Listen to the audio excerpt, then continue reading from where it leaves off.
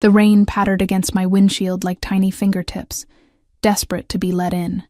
I squinted through the blur, searching for the right address among the towering apartment buildings that stretched toward the charcoal sky. My phone's GPS kept recalculating, as lost as I was in this wealthy part of town where I rarely ventured. Damn it, I muttered, wiping condensation from the inside of my car window.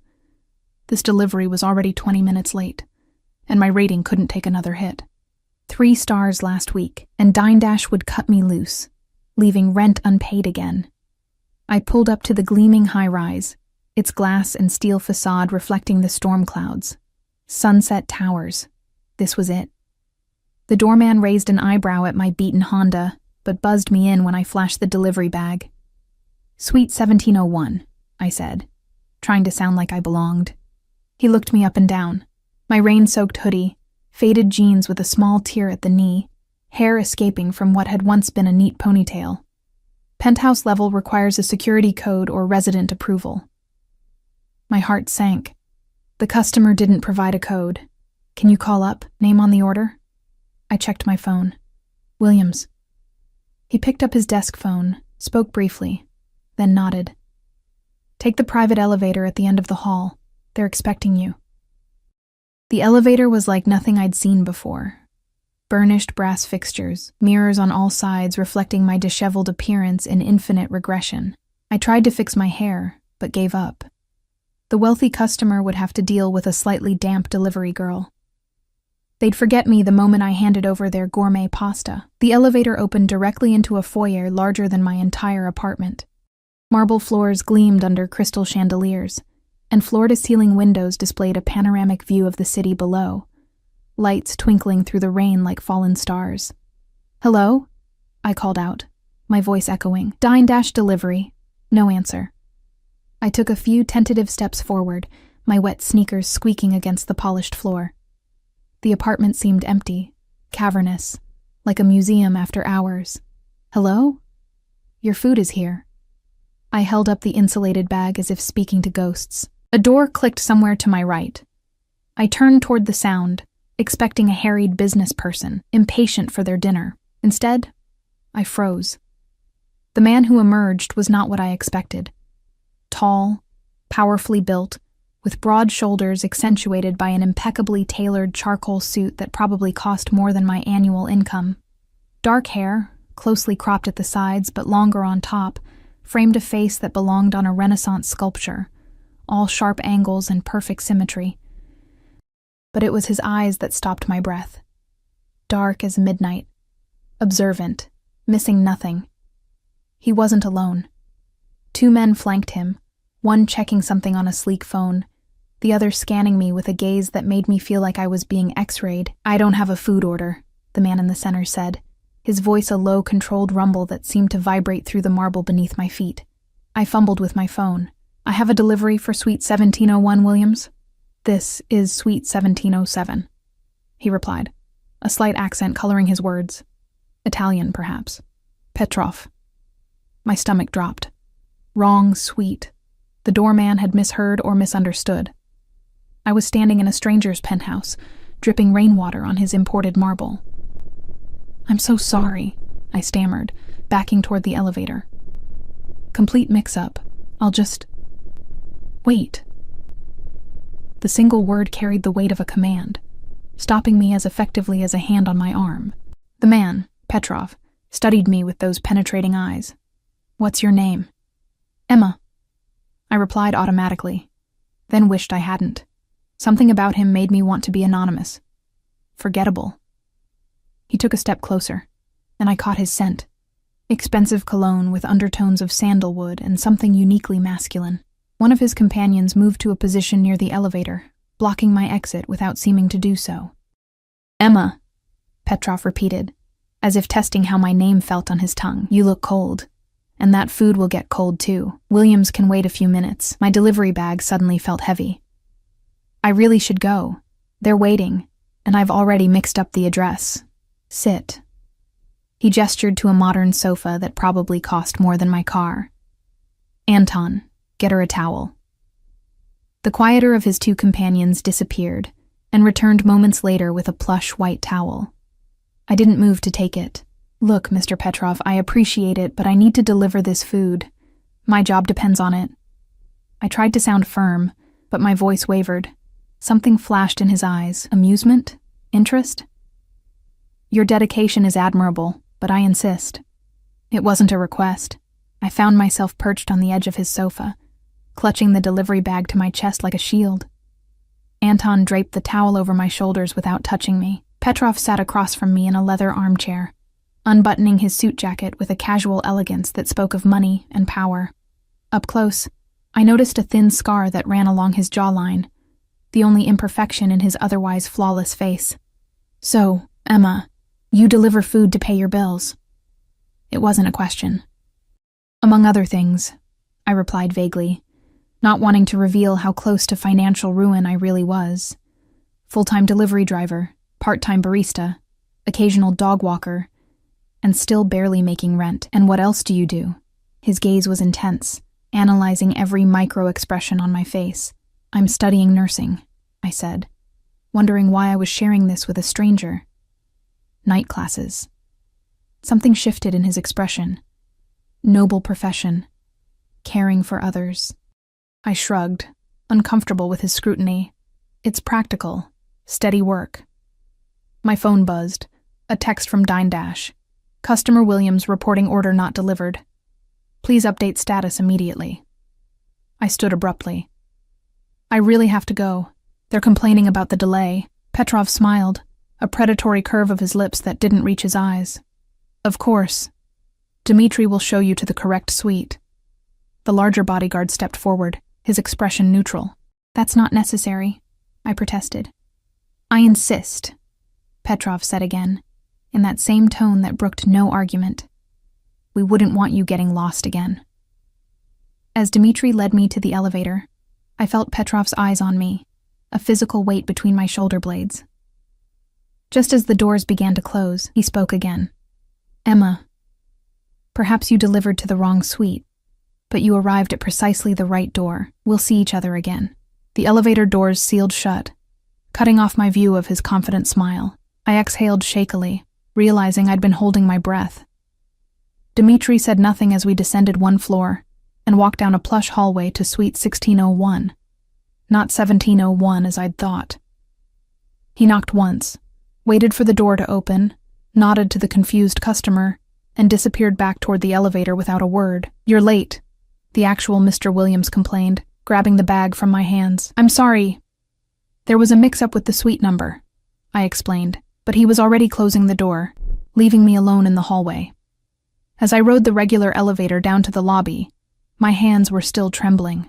Something about Petrov had unsettled me deeply, not just his obvious wealth and power, but the way he had looked at me. Not as the invisible delivery girl that most customers saw, but as if he was memorizing every detail of my face, as if I was something valuable he'd discovered unexpectedly. I stepped out into the rain, which had intensified to a proper downpour. My phone buzzed with another delivery assignment, but I hesitated before accepting it. Perhaps you delivered to the wrong suite, but you arrived at precisely the right door. A shiver that had nothing to do with the cold rain ran through me as I slid into my car. Something told me that my innocent mistake had set something in motion that I couldn't stop, like stepping onto a treadmill that was already moving too fast. I pulled away from the curb, glancing up at the penthouse windows.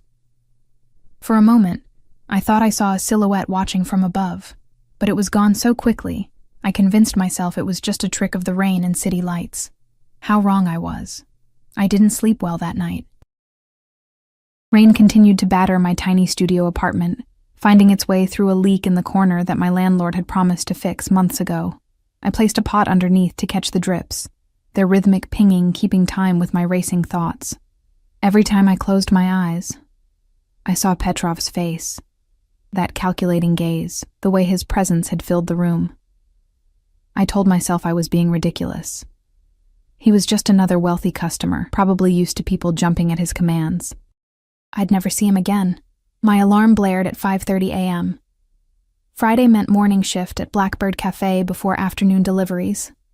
I dragged myself out of bed, trying to ignore the heaviness in my limbs from too little sleep. The face that greeted me in the bathroom mirror looked haunted. Dark circles under bloodshot eyes, skin pale from exhaustion. "Get it together, Emma," I muttered, splashing cold water on my face. He was just a guy. A scary, intense, impossibly handsome guy with bodyguards, but still just a guy. The cafe was already bustling when I arrived. I tied my apron with practiced movements, nodding to Zoe, my manager, who was balancing 3 plates of avocado toast. "You look like hell," she remarked, sliding past me toward a table of young professionals. "Thanks," I replied dryly. "Rough night." The morning passed in a blur of espresso shots and pastries. By 11, my feet were already aching, but I had another 5 hours before I could start my delivery shift. I was wiping down the counter when the bell above the door chimed. "Welcome to Blackbird," I said automatically, not looking up. "I'll be with you in a second. Take your time, Emma." My head snapped up at the sound of that voice, deep, slightly accented, and unmistakable. Petrov stood just inside the door, as out of place in our hipster cafe as a wolf in a petting zoo. Today he wore a navy suit that made his shoulders look even broader, a crisp white shirt open at the collar. No tie. The same 2 men flanked him, though they stayed near the entrance while he approached the counter. "What are you doing here?" The words tumbled out before I could stop them. One corner of his mouth lifted in what might have been amusement. "Getting coffee, presumably. That's what one does in a cafe." My face flushed hot. "Right. Of course. What can I get you?" "Americano." "Black." He glanced at the pastry case. "And whatever you recommend." My hands trembled slightly as I prepared his coffee. "The almond croissants are good," I offered, trying to sound normal. "Made fresh this morning. Then I'll have one." I felt his eyes on me as I worked, studying every movement. The weight of his attention made me fumble with the espresso machine. "That'll be $8.75, I said, pushing the coffee and bagged pastry across the counter. He handed me a $100 bill. "Keep the change." I stared at the bill. "We can't accept this. Company policy on large bills." It was a lie. We could break hundreds. I just didn't want his money. Something like respect flickered in his eyes. He pulled out a sleek wallet and replaced the 100 with a 20. "Better?" I rang up his order and handed back his change, careful not to let our fingers touch. He made no move to leave. "Was there something else?" I asked, uncomfortably aware of Zoe watching us from across the room. "I have a proposition for you." His voice was low, meant only for me despite the busy cafe. My stomach clenched. "I'm not interested. You haven't heard what it is. I don't need to." I busied myself wiping down the already clean counter. "I'm not available for propositions." He laughed then, a rich sound that drew several pairs of eyes our way. "I'm not propositioning you, Emma, at least not in the way you're thinking." Heat crawled up my neck. "Then what do you want?" "I'm hosting a dinner tonight. My chef has fallen ill. I need someone to serve the meal and clean up afterward. The pay is $2,000 for 5 hours of work." I froze. $2,000? For serving dinner? "It's an important dinner. The guests are particular." He took a sip of his coffee. "You impressed me yesterday. You're clearly hardworking, responsible, and discreet, I hope." The sum was staggering, more than I made in 2 weeks of combined jobs. It would cover my rent and put a dent in my tuition payment. But something felt wrong. "Why me? Why not hire a professional server? Short notice." He replied smoothly. "And as I said, you made an impression." "What kind of dinner is this?" I asked suspiciously. "Business associates. Nothing illicit, I assure you." His eyes held mine. "Just serving food and pouring wine. You'd arrive at 7, leave by midnight." Every instinct told me to refuse. I knew nothing about this man except that he lived in a penthouse and had bodyguards. But $2,000. "I have deliveries scheduled tonight," I said weakly. "Cancel them. I'll compensate you for the lost income." Zoe appeared at my side. "Everything okay here?" "Fine," I said quickly. "Mr. Petrov was just leaving." He smiled at Zoe, charm personified. "Your employee is excellent. You should give her a raise." Zoe blinked, clearly taken aback by his presence. I'll take that under advisement." Petrov turned back to me. 7 o'clock. Same address as yesterday. He slid a business card across the counter. "My private number, should you need it." I didn't take the card. "I haven't said yes." You will. He picked up his coffee and pastry. Wear black if possible, professional attire. Before I could respond, he was gone, his bodyguards falling into step behind him. A sleek black Bentley waited at the curb, a driver opening the door. I watched through the window as they pulled away. Holy shit, Zoe breathed beside me. Who was that? Just a customer, I murmured, still staring at his business card. It was simple, expensive cardstock with just his name, Alexei Petrov, and a phone number. Yeah, right. Just a customer who rolls up with security and offers you a private gig. She nudged me. Is he famous or something? I shook my head. I don't think so. Just rich. Well, whatever he's offering, be careful. Zoe's expression turned serious. Men like that are used to getting what they want. Her warning echoed my own misgivings, but the thought of $2,000 kept pushing them aside. With my student loans accumulating interest and my car making a concerning noise, could I afford to turn it down? The rest of my shift passed in a daze. I kept reaching for the business card in my pocket, running my thumb over the embossed lettering. By the end of the day, I'd made my decision. I texted Dindash that I was sick and wouldn't be making deliveries, then headed home to find something appropriate to wear. My wardrobe wasn't exactly filled with professional attire. I finally settled on a black skirt that fell just above my knees, a white button-down shirt, and the only decent shoes I owned, plain black flats. I pulled my hair into a neat bun and applied minimal makeup, trying to look older than my 24 years. As I approached Sunset Towers for the second time, my heart hammered against my ribs.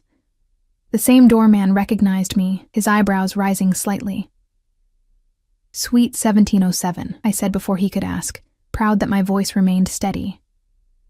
He nodded. Mr. Petrov is expecting you. The private elevator felt even more intimidating than it had yesterday. As it ascended, I rehearsed what I would say. I was here to work, nothing more. Clear boundaries. Professional distance. All my prepared words evaporated when the doors opened. The penthouse had transformed. Subtle lighting cast a warm glow over the space. A large dining table had been set up near the windows, elegantly arranged with fine china and crystal glasses that caught the light.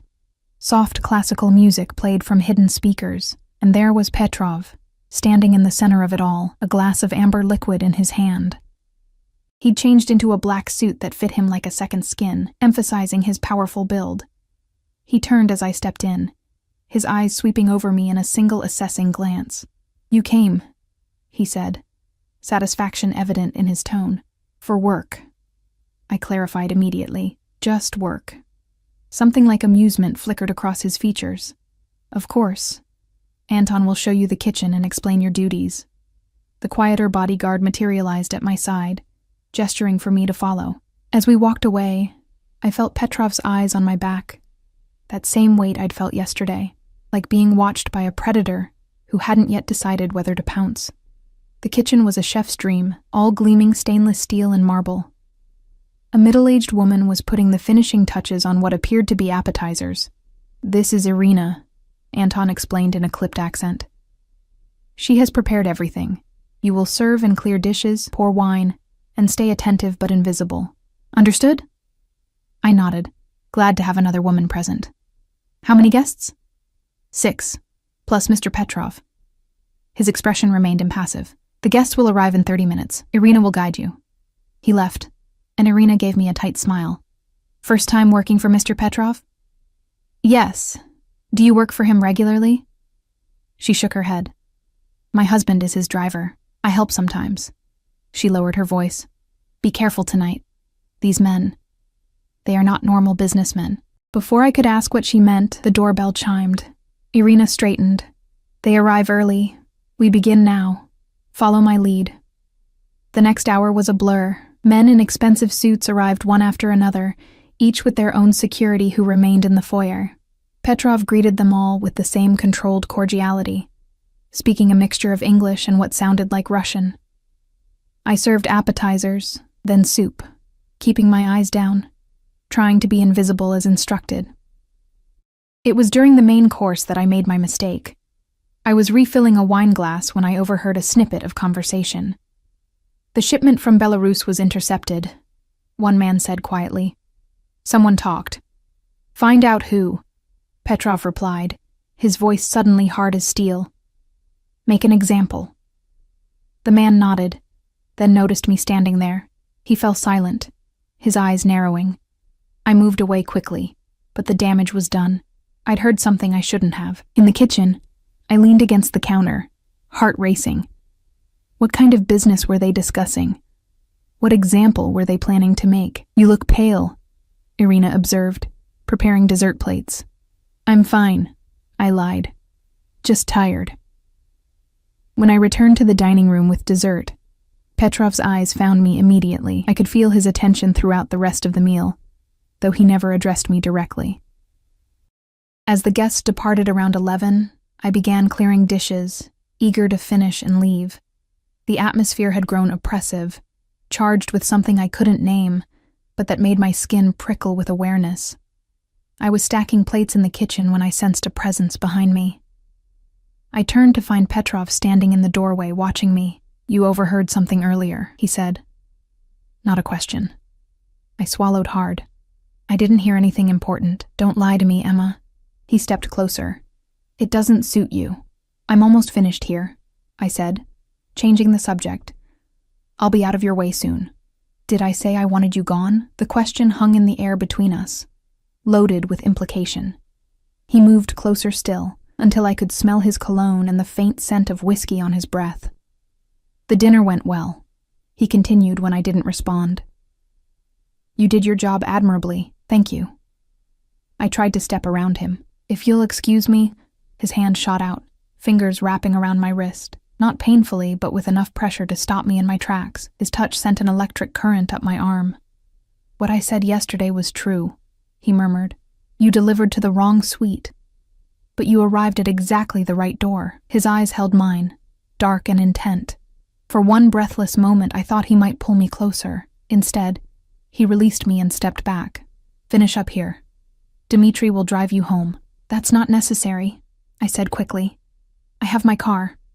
It's not a request. His tone left no room for argument. It's late. The city isn't safe. With that, he turned and left the kitchen. I exhaled shakily, realizing I'd been holding my breath. What had just happened? What was this power he seemed to have over me, rendering me speechless with just a look? I finished cleaning as quickly as possible, wanting nothing more than to escape the penthouse and its enigmatic owner. As promised, Dmitri was waiting for me when I finished, car keys in hand. Ready? He asked, his first word to me all night. I nodded, following him to the elevator. As the doors closed, I caught a final glimpse of Petrov standing in his living room, glass in hand, watching me leave with those impenetrable dark eyes. I'd survived the evening, earned my money, and would never have to see Alexei Petrov again. If only fate were that kind. The envelope Dmitri handed me before I exited his car contained exactly $2,000 in crisp $100 bills. I'd never held so much cash at once. It felt illicit somehow, even though I'd earned it legitimately. At least that's what I told myself, as I hid it in my apartment, tucking it beneath the loose floorboard under my bed where I kept my emergency fund. Sleep eluded me again that night. Petrov's words echoed in my mind. Make an example. What had he meant? What kind of business was he really in? My phone pinged with a text message at 3 a.m. Unknown number. You left something behind. My heart skipped. I hadn't left anything at Petrov's penthouse. I was certain of it. Another message followed. Your professionalism impressed my guests. There will be another dinner next Friday. Same terms. Alexei Petrov. It had to be. He'd somehow obtained my number, which shouldn't have surprised me, yet sent a chill down my spine. I didn't respond, placing my phone face down on the nightstand. But the promise of another $2,000 lingered in my thoughts. With that kind of money coming in regularly, I could cut back on delivery hours, focus more on my studies, maybe even start saving for a better apartment. Dawn found me still awake, staring at the ceiling. I had morning classes, then an afternoon shift at the cafe. I needed to function. Professor Martinez's lecture on pharmacology might as well have been in a foreign language. I struggled to focus, my notes a jumbled mess of half-finished sentences. Afterward, Lisa, my study partner, cornered me in the hallway. "What's going on with you?" she demanded, her nurse-in-training instincts already diagnosing my condition. "You look like you haven't slept in days." I shrugged. "Just working a lot. You know how it is." "You're working too much. It's going to affect your grades." She peered at me more closely. "Are you in some kind of trouble? You know you can talk to me, right?" "I'm fine," I insisted, forcing a smile. "Just tired." The truth was too complicated to explain. How could I tell her about Petrov, about the strange pull he exerted over me, simultaneously attracting and terrifying me? The cafe was mercifully quiet that afternoon.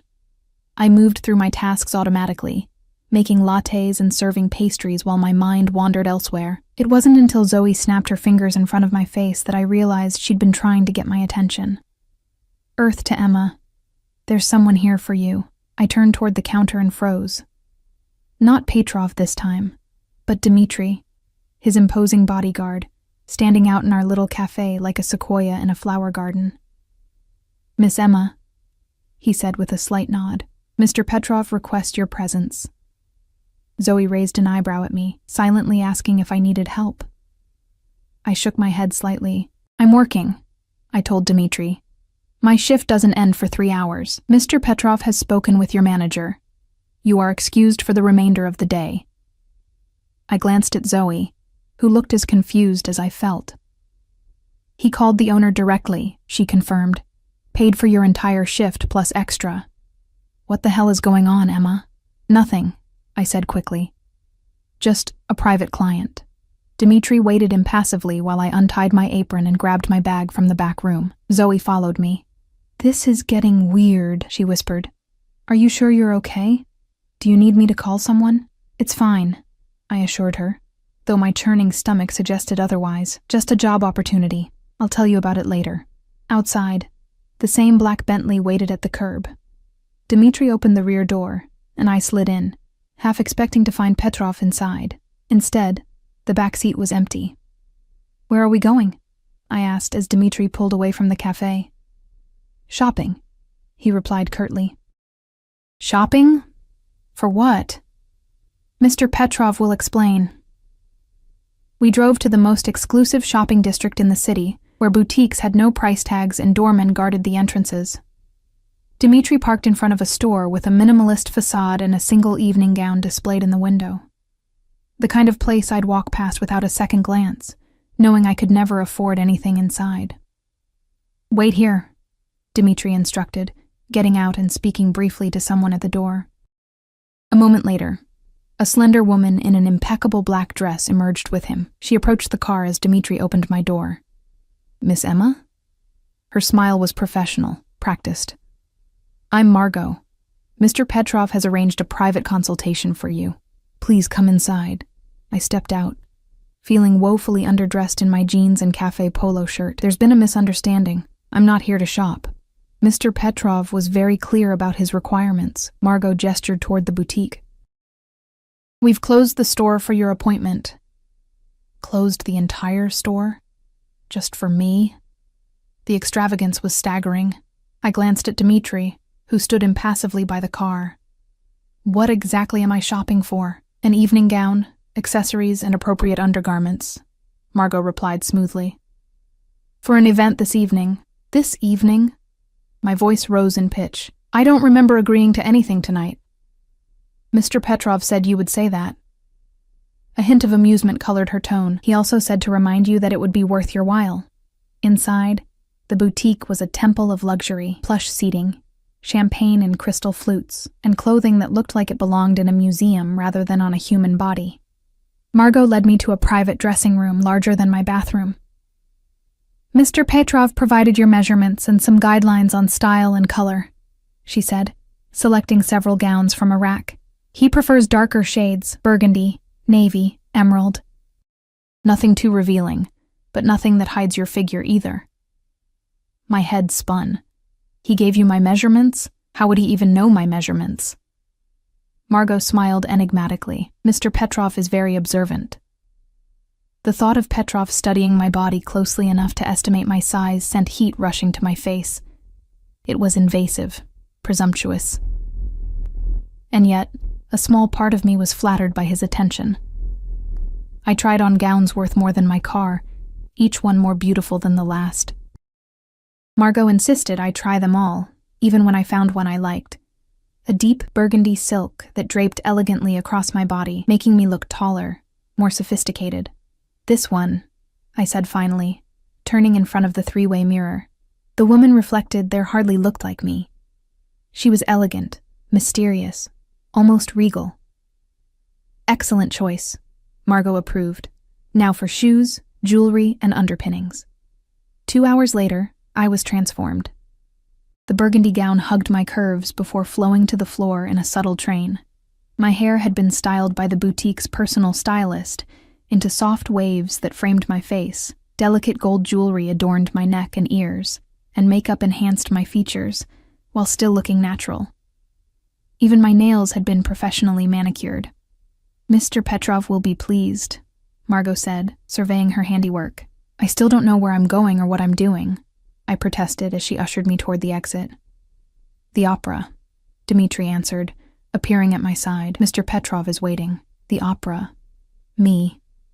In a gown that probably cost thousands, heading to meet a man who made my heart race with a mixture of fear and something else I didn't want to name. The Bentley whispered through evening traffic toward the Grand Opera House, its illuminated facade glowing against the darkening sky. A line of well-dressed patrons waited to enter, but Dmitri drove past the main entrance to a private side door. A red carpet stretched from the curb. "Ready?" Dmitri asked, opening my door. No, I wasn't ready. Nothing in my life had prepared me for this moment. But I stepped out anyway, gathering the skirt of my gown with trembling fingers. And there was Petrov, waiting at the entrance.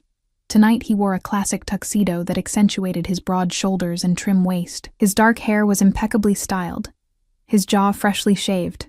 He looked like he'd stepped out of a luxury watch advertisement, devastating in his perfection.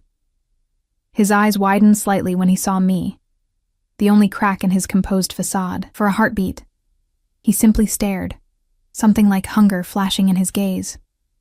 "Emma," he said finally, his voice a low rumble. "You look exquisite." "You had no right," I said quietly as I approached. "No right to pull me from work, to buy me clothes, to arrange all this without my consent." "You're angry." He seemed more intrigued than concerned. "I'm not a doll you can dress up and parade around." "No," he agreed. "You're far more interesting than that." He offered his arm. "Shall we? The performance begins soon."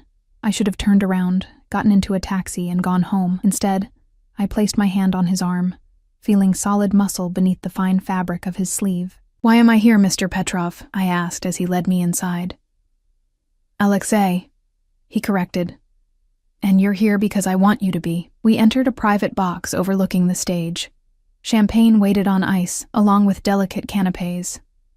It was like stepping into a different world, one of privilege and beauty so far removed from my daily existence that it felt unreal. "You haven't answered my question," I persisted as he poured champagne into crystal flutes. "Why me? You could have anyone." He handed me a glass, his fingers brushing mine deliberately. "Perhaps that's precisely why. I can have anyone, as you say. But you..."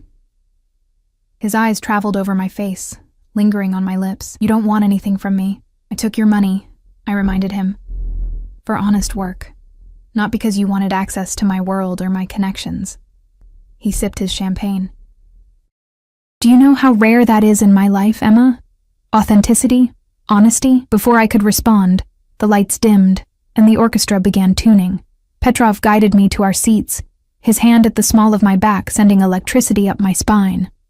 The opera was La Traviata, the tragic tale of a courtesan who falls in love with a man above her station, sacrificing her own happiness for his. The irony wasn't lost on me. Throughout the performance, I was acutely aware of Petrov beside me, the heat of his body, the subtle scent of his cologne. Occasionally, his thigh would brush against mine, and my breath would catch. During intermission, he introduced me to several people who stopped by our box, wealthy patrons who regarded me with curiosity, and him with deference. I noted how they addressed him, with respect tinged with fear. Who was this man, really? As the final act began, Petrov leaned close, his breath warm against my ear. The tragedy of Violetta is that she believes herself unworthy of true happiness. His words lingered in my mind as we watched the heroine's death scene. When the final curtain fell, I was surprised to find tears on my cheeks. You were moved, Petrov observed as we left the opera house. It's a beautiful story, I admitted. Sad, but beautiful. Beauty and sadness often walk hand in hand. His gaze was intense, searching. Are you hungry? Before I could answer, Anton appeared beside us. Sir, there's a situation that requires your attention. Petrov's expression hardened instantly. He nodded once, then turned to me. I apologize, Emma. Business calls. Dmitri will take you home. What kind of business needs attention at 11 at night? I asked, suspicion flaring. The demanding kind. His smile didn't reach his eyes. I'll be in touch. He kissed my hand, a formal gesture that nonetheless left my skin burning where his lips had touched. Then he was gone, disappearing into a waiting car with Anton. Dmitri escorted me to the Bentley, his face revealing nothing. As we drove through the night-shrouded city, questions tumbled through my mind. What situation had called Petrov away? Was it connected to what I'd overheard at the dinner? Dmitri, I ventured, what does Mr. Petrov do, exactly? His eyes met mine briefly in the rearview mirror. He has many business interests. That's not an answer. It's the only answer you need, Miss Emma. His tone was final. When we reached my apartment building, a stark contrast to the luxury I'd been surrounded by all evening, Dmitri insisted on walking me to my door. I felt ridiculous entering my shabby building in a designer gown, like Cinderella returning from the ball. Mr. Petrov asked me to give you this, Dmitri said, handing me an envelope similar to the one from the previous night. Inside was another stack of cash, $3,000 this time, and a handwritten note on heavy cardstock. For your time and company, the gown is yours to keep. I can't accept this, I said, trying to return the envelope. I didn't do anything to earn it. Mr. Petrov disagrees. Dmitri stepped back toward the car. He values your presence. After he left, I sank onto my lumpy sofa, still wearing the beautiful gown, the envelope clutched in my hand. What was happening to me? To my life? 24 hours ago, I'd been a struggling student with too many jobs and too little time. Now I was sitting in a designer dress, holding enough cash to pay next semester's tuition, all because a dangerous, enigmatic man had taken an interest in me. My phone pinged with a text message. Did you enjoy the opera? Petrov again. I hesitated before responding. Yes, thank you. But I can't accept the money. His reply came quickly. It's not negotiable. Consider it compensation for the interrupted evening. I stared at the screen, debating whether to respond. Finally, I typed, "What kind of business calls you away at 11 p.m.? There was a long pause before his answer appeared. The kind that's better for you not to know about, Emma. Get some rest. I changed out of the gown, hanging it carefully in my closet where it looked absurdly out of place among my jeans and work clothes. As I prepared for bed, I caught my reflection in the mirror, still wearing the delicate gold necklace Petrov had provided, a glittering reminder of the evening. I should have taken it off. Instead, I touched it gently, remembering the intensity in his eyes when he'd first seen me in the gown. No one had ever looked at me like that before, like I was precious and desirable and somehow necessary. It was dangerous, this feeling. More dangerous than anything else about Alexei Petrov. My phone pinged one last time as I climbed into bed. Sweet dreams, Emma. I'll see you soon. It wasn't a question or a request. It was a statement of fact, as inevitable as the sunrise. And God help me, I was looking forward to it. 3 days passed without word from Petrov. I tried to return to normal life, attending classes, working shifts at the cafe, even picking up a few delivery runs, but everything felt different somehow, as if the world had shifted slightly on its axis. I kept the cash he'd given me, despite my misgivings. Practical necessity won out over pride. I paid my rent, made a tuition payment, and even splurged on decent groceries for once. Each time I spent his money, though, I felt the invisible threads binding me to him tighten. "You seem distracted," Lisa commented during our study session at the library. "And you're wearing different clothes, new jewelry." Her eyes narrowed. "Did you meet someone?" I touched the gold necklace I still hadn't taken off. "It's nothing serious." "Oh my God, you did." She leaned forward eagerly. "Who is he? How did you meet?" How could I explain Alexei Petrov? I delivered food to the wrong address, and now a mysterious, dangerous man with bodyguards is taking me to the opera. It sounded deranged even in my head.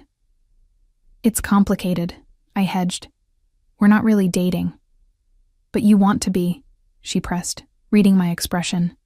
"I haven't seen you this wound up over a guy since that disaster with Ryan last year." Ryan, my ex who'd cheated with my roommate, leaving me heartbroken and homeless in one fell swoop. The memory still stung. "This is different," I murmured. "Different good or different bad?" "Both. Neither, I don't know." I closed my textbook. "Can we focus on studying? I have an exam next week." Lisa let the subject drop, but her curious glances continued throughout our session. I couldn't blame her. I'd been acting strangely, checking my phone constantly, jumping whenever the cafe door opened, wearing makeup to class for the first time in months. I was waiting for him. Worse, I was hoping for him. Thursday night, I was closing the cafe alone when my phone pinged. "Are you free tomorrow evening?" My heart raced. Petrov. I'd deleted his previous messages but had saved his number. "I have a morning class and work until 4. His response came immediately. "Perfect. Dmitri will collect you at 7. Pack an overnight bag." I nearly dropped my phone. "Overnight bag? We're going to my lake house for the weekend. You'll be back for your Monday classes." The presumption took my breath away. I never agreed to a weekend trip. "You haven't said no either." I stood in the darkened cafe, staring at my phone screen. This was crossing a line. Spending an evening with him was one thing. A weekend was entirely different. I can't just disappear for 3 days. People will worry. "Tell them you're studying with friends. I need you, Emma." Those 3 words, "I need you," sent a shockwave through me. I shouldn't have been affected. It was manipulation, pure and simple. Yet my fingers typed a response before my better judgment could intervene. "Just for the weekend. I'll be ready at 7. What was I doing? This man was dangerous. Everything about him screamed warning. Yet I was packing an overnight bag the next day, selecting clothes with more care than the situation warranted, butterflies dancing in my stomach at the thought of seeing him again. Dmitri arrived precisely at 7, as promised. I'd left a message for Lisa claiming I was spending the weekend with a study group at a lakeside cabin. Not entirely a lie, just a significant omission of who else would be there. The drive took nearly 2 hours, winding through increasingly rural landscapes until we turned onto a private road that snaked through dense forest. Security gates opened automatically as we approached, and soon a sprawling modern structure came into view, nestled on the shores of a pristine lake, its glass walls reflecting the water and surrounding pines. This wasn't a lake house.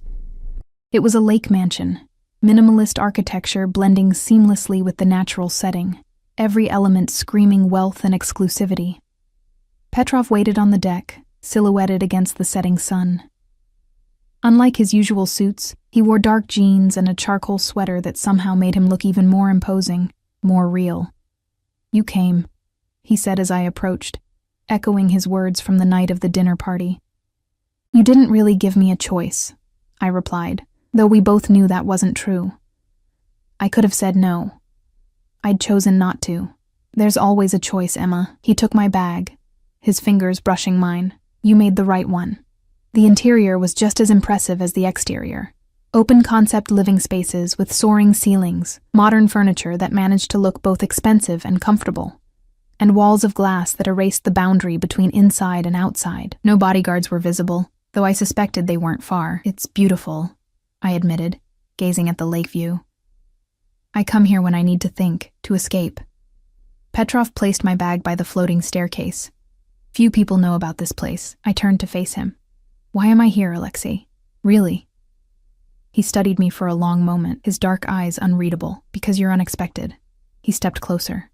"In my world, everything is calculated, predicted, controlled. But you're the variable I didn't account for.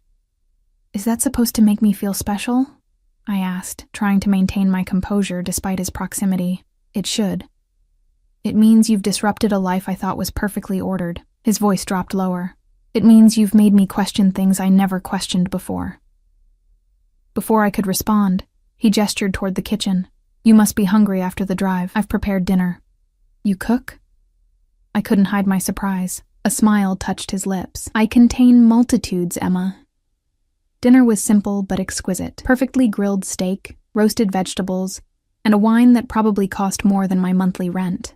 We ate at a table overlooking the lake, where the last light of day painted the water in shades of gold and crimson. Petrov asked about my studies, my ambitions, my childhood.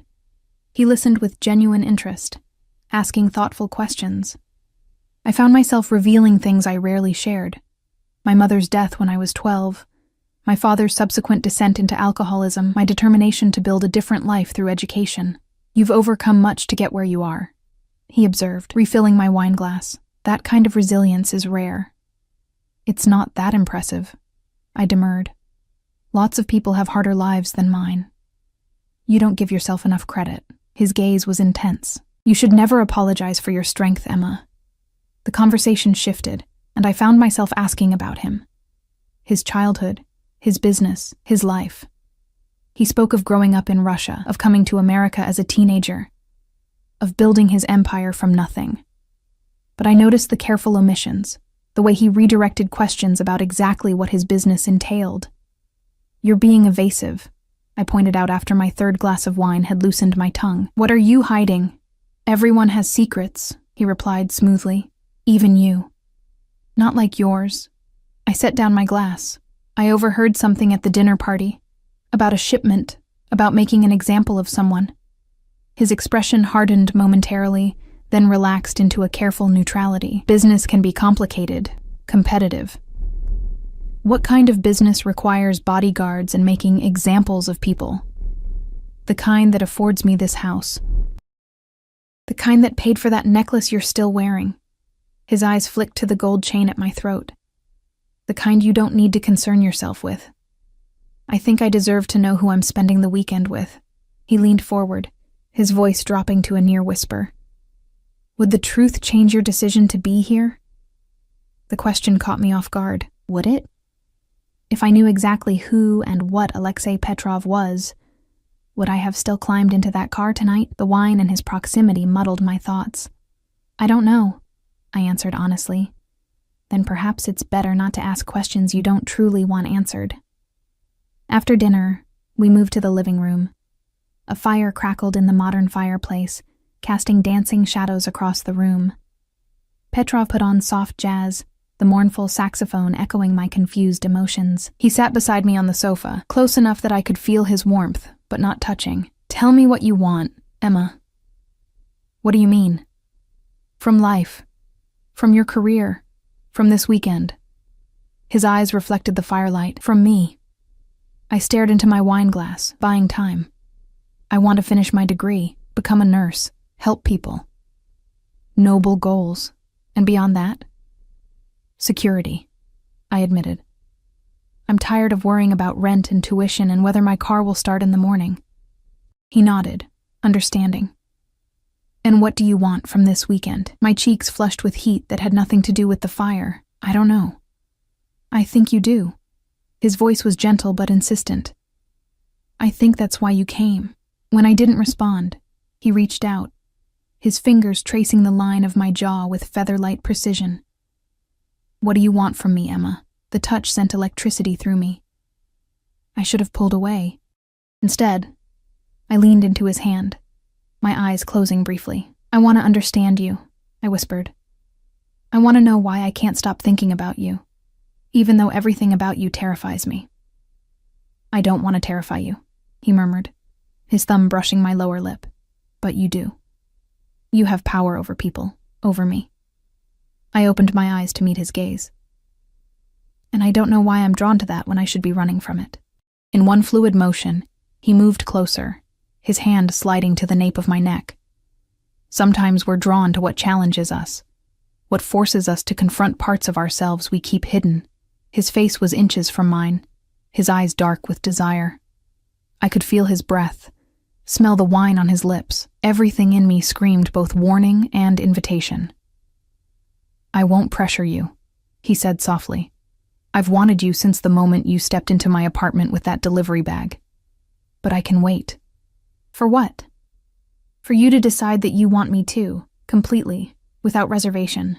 The honesty of his statement shocked me. I'd expected seduction, perhaps even manipulation, not this raw admission of desire coupled with patience. "Why me?" I asked. The question that had plagued me since our first meeting. "You could have anyone. Because you look at me and see me, not what I can give you." His fingers traced patterns on my skin.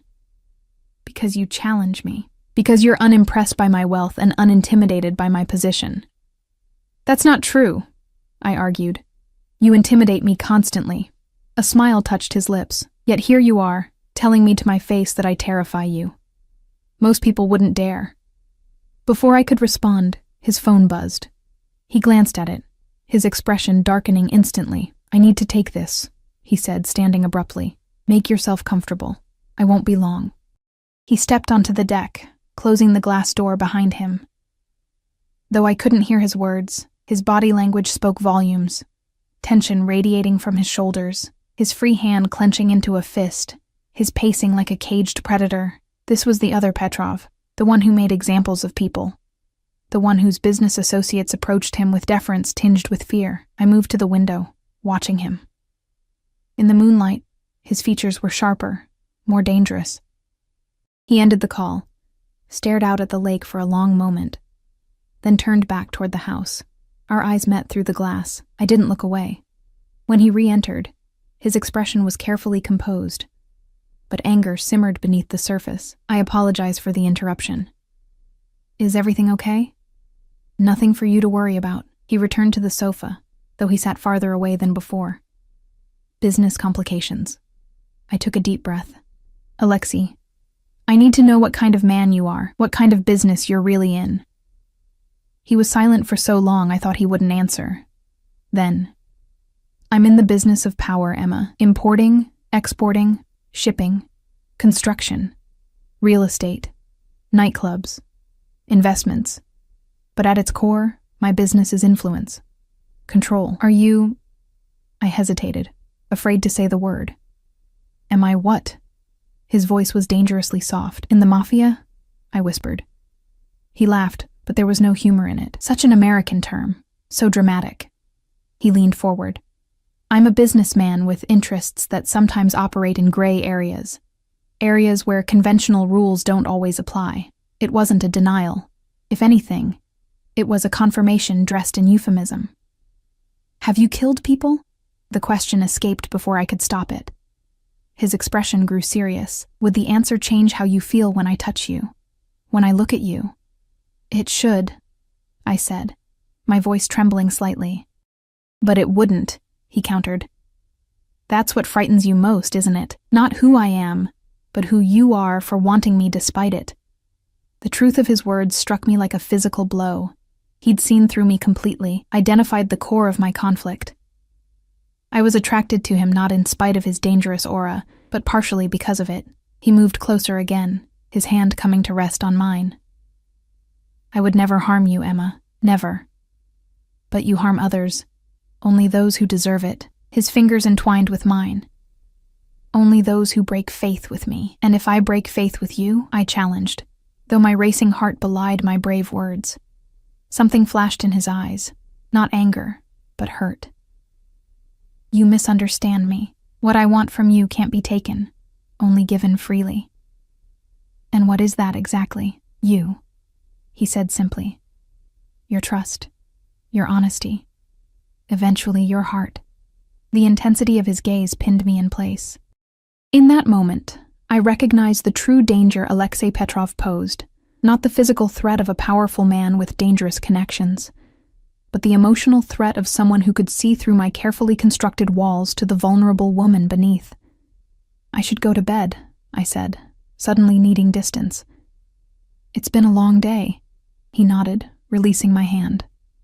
"Of course. I've prepared the guest room for you. Upstairs, First door on the right.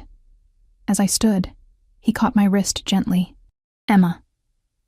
I looked down at him, at this beautiful, dangerous man who had disrupted my carefully ordered life. Whatever you decide, he said quietly, know that my interest in you is genuine. Not a game. Not a passing fancy.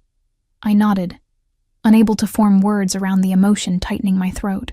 In the guest room, I sat on the edge of the king-size bed, running my fingers over the luxurious bedding. The windows offered the same stunning view of the lake, now silver-black under the moon. I changed into the silk pajamas I'd packed, brushed my teeth in the ensuite bathroom with its rainfall shower and heated floors, and tried to process everything that had happened. Alexei Petrov was essentially admitting to being a criminal, a powerful one, possibly dangerous, and yet here I was, in his lake house, undeniably attracted to him, considering crossing a line I'd never be able to uncross. I slipped between the cool sheets, expecting sleep to elude me. Instead, exhaustion claimed me almost immediately, dragging me into dreams filled with dark eyes and gentle hands with hidden strength. I woke to sunlight streaming through the windows and the scent of coffee. For a moment, I was disoriented, the luxurious surroundings unfamiliar. Then memory flooded back, the lake house, Petrov, our conversation by the fire. After dressing in jeans and a light sweater, I found him on the deck, 2 coffee mugs on the table beside him. He wore running clothes and had a thin sheen of sweat on his brow. "Good morning," he greeted me, his eyes warming at the sight of me. "Did you sleep well?" "Better than I expected," I admitted, accepting the coffee he offered. "You've been running?" 5 miles every morning, regardless of where I am. He gestured to the chair beside him. "It clears the mind." I sat, sipping the perfectly prepared coffee. "About last night. You have questions, concerns." He nodded. "It's natural." "I don't know if I can do this," I said honestly. "Be involved with someone like you." "Someone like me," he repeated, his voice neutral. "You mean someone in my position, someone who operates in gray areas, who makes examples of people, who might be dangerous." He considered this, his gaze on the lake. "I won't pretend to be something I'm not, Emma. My world has different rules than yours, but within it, I have a code. Principles I don't break." "What principles?" "Loyalty above all, protection of family and those under my care, keeping my word, never harming the innocent." He turned to face me. "If you decide to be with me, you would fall under my protection. Nothing and no one would ever harm you." "That sounds more like possession than a relationship." A smile touched his lips. "Perhaps there's less difference than you think." The possessiveness in his tone should have repelled me. Instead, it sent a shiver of anticipation down my spine, a reaction that both thrilled and horrified me. What kind of woman was I becoming? The rest of Saturday passed like a dream. After breakfast, Alexei showed me around the property, acres of pristine forest surrounding the lake, a boathouse with sleek watercraft, gardens that blended seamlessly with the wild landscape.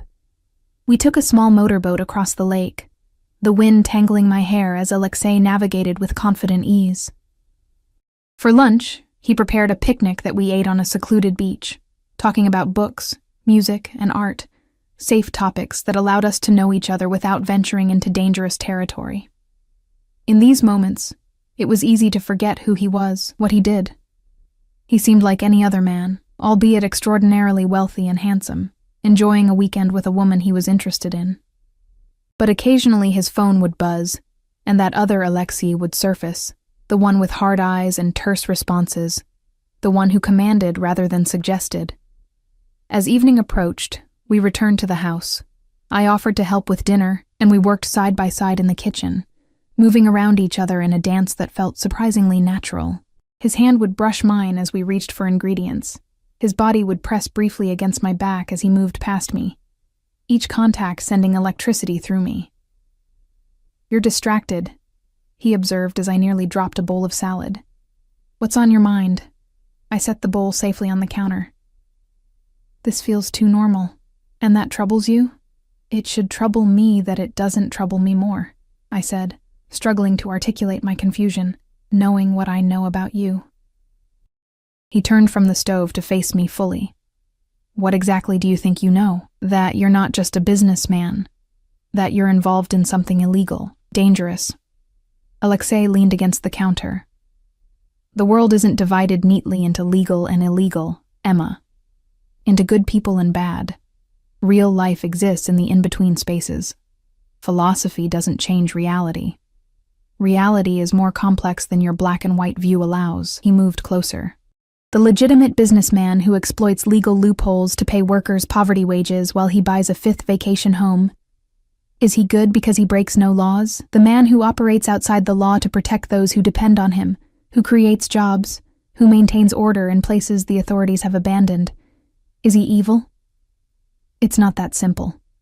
No, he agreed, it's not. Nothing important ever is. We ate dinner on the deck, watching the sun set behind the mountains.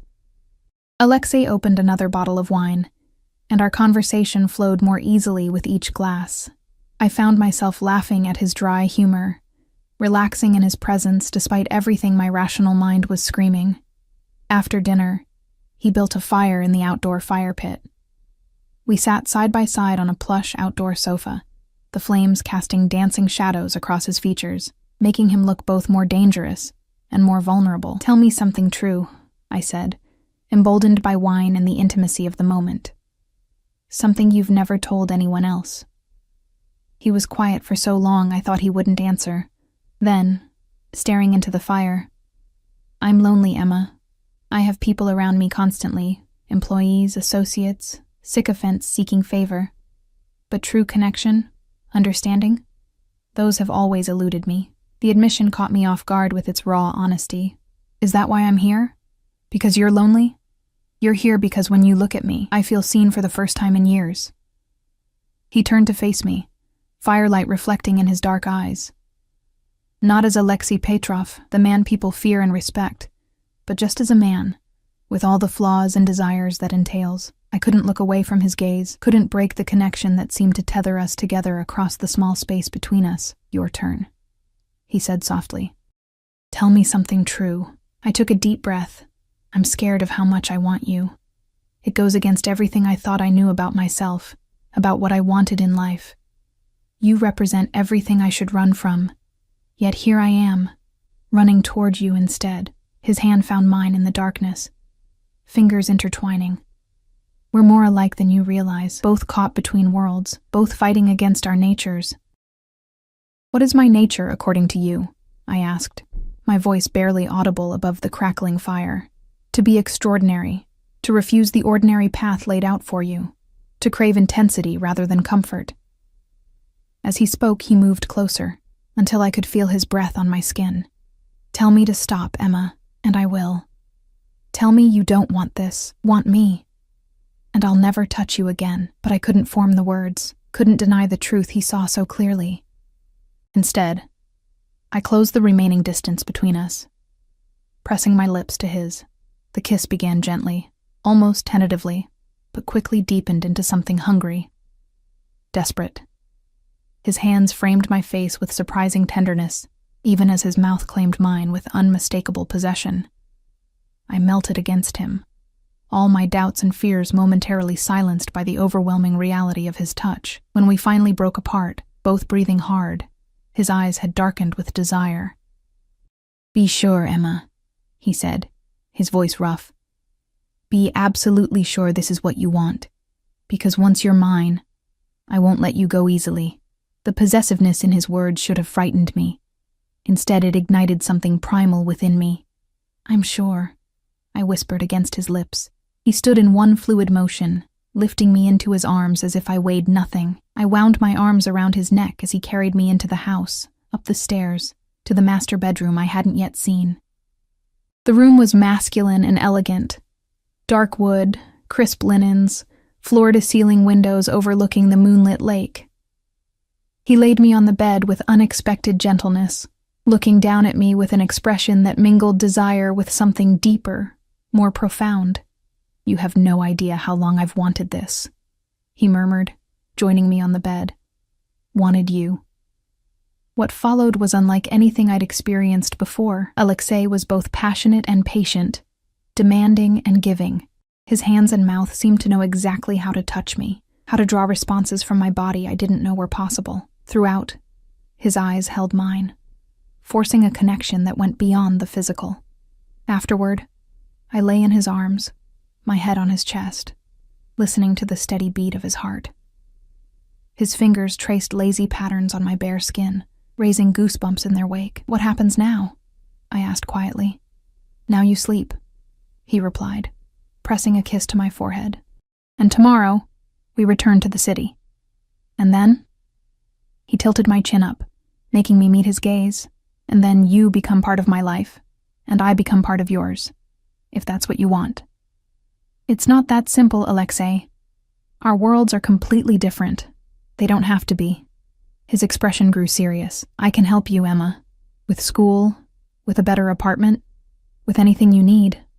I stiffened slightly. "I don't want to be your charity case." "That's not what I'm offering," his voice was firm.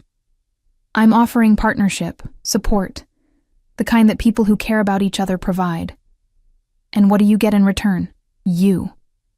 The single word held a wealth of meaning. "Your time, your trust, your presence in my life." I was quiet, considering. "I won't give up my independence, my studies, my goals. I would never ask you to." His arms tightened around me. "I admire your determination, your drive. I want to see you succeed, not clip your wings." We fell asleep tangled together, my doubts temporarily silenced by exhaustion and the comfort of his embrace. Morning came too quickly, sunlight streaming through windows neither of us had thought to cover. Alexei was already awake, watching me with a softness I hadn't seen before. "Good morning," he murmured, brushing hair from my face. Reality began creeping back as the haze of sleep faded. I was in bed with Alexei Petrov. I had crossed a line I could never uncross. He seemed to read my thoughts. "No regrets," he said, kissing me lightly. "What's between us is real, Emma." After breakfast, I packed my few belongings while Alexei made phone calls in his study. The weekend was ending, and the real world waited just beyond the gates of this private paradise. How would whatever was between us translate to everyday life? The drive back to the city was quieter than the journey out. Alexei sat beside me in the back of the car, his hand resting on mine, occasionally lifting it to his lips in a gesture that felt both possessive and reassuring. As we neared my apartment building, anxiety began building in my chest. "When will I see you again?" "Tonight?" he replied without hesitation. "I have meetings until 7, but I'll come to you afterward." He squeezed my hand. "Unless you need time?" I should have said yes. Should have asked for space to process everything that had happened, everything I'd learned. Instead, "Tonight is fine." Dmitri pulled up to my building. Before I could exit the car, Alexei pulled me close for a kiss that left me breathless. "Until tonight," he murmured against my lips. I nodded, unable to form words around the emotion tightening my throat. As I climbed the stairs to my apartment, I felt like a different person than the one who had left 3 days ago. In many ways, I was. My apartment seemed smaller, shabbier, after the luxury of Alexei's lake house. I unpacked my bag, finding a small box I hadn't placed there. Inside was a delicate platinum bracelet studded with tiny diamonds, and a note in Alexei's bold handwriting, a reminder that what we shared was real. I slipped it on my wrist, the metal cool against my skin. For better or worse, my life had irrevocably changed. I had connected myself to a man who lived by different rules, who operated in shadows I could barely comprehend, a man who made me feel more alive than I ever had before. Later, as I prepared for his arrival, arranging my humble apartment as best I could, I caught sight of myself in the mirror. The woman who looked back at me was changed, still recognizably Emma, but with a new confidence in her posture, a new awareness in her eyes. Alexei had awakened something in me that had always been there, dormant beneath my careful, practical exterior. The buzzer sounded precisely at 7:30. I pressed the button to let him in, my heart racing with anticipation and a strange sense of homecoming. When I opened my door, he stood there with a single red rose, not an elaborate bouquet, but one perfect bloom. His eyes lit with genuine pleasure at the sight of me. "Emma," he said, my name on his lips sounding like both a greeting and a promise. I stepped aside to let him in, into my apartment, into my life, into my heart. Whatever dangers came with loving Alexei Petrov, I would face them. Whatever challenges lay ahead, we would meet them together. As he pulled me into his arms, I knew with absolute certainty that I had delivered to the wrong address, but arrived at exactly the right door.